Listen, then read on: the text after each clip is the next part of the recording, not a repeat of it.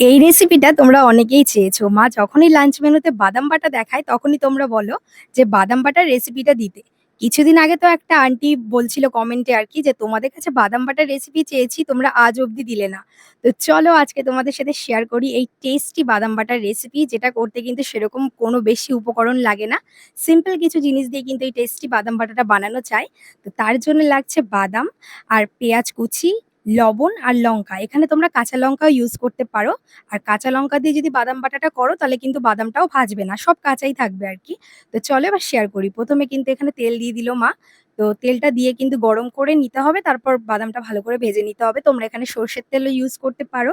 আর বাদামটা কিন্তু খুব বেশি লাল করে ভাজবে না। মানে নরমাল লাল করে ভেজে নেবে। তো দেখতেই পাচ্ছ মা এখানে বাদামটা ভেজে নিয়েছে। তো এবার কিন্তু লঙ্কাটাও ভেজে নিতে হবে, শুকনো লঙ্কা। আর তোমরা তোমাদের মানে টেস্ট অনুযায়ী ঝাল দেবে। কিন্তু বাদাম বাটাটা একটু ঝাল, ঝাল খেতে বেশি ভালো লাগে। গরম ভাতে দারুণ লাগে। তো দেখো এখানে কিন্তু মা লঙ্কাও ভেজে নিয়েছে। এবার লঙ্কা, পেঁয়াজ কুচি আর লবণ ৩ টে ভালো করে পেস্ট করে নিতে হবে। তারপরে কিন্তু এখানে বাদামটাও দিয়ে দিতে হবে। আর তোমরা কিন্তু বাদাম বাটায় জল ইউজ করবে না। কারণ পেঁয়াজ থেকে যে জলটা বেরোবে, সেটাতেই কিন্তু বাদামটা সুন্দরভাবে বাটা হয়ে যাবে। আর বাদামটা কিন্তু পুরো পেস্ট করবে না। হালকা একটু যদি দানা, দানা থাকে তাহলে কিন্তু মুখে বাদামটা যখন পড়ে বেশ ভালো লাগে খেতে।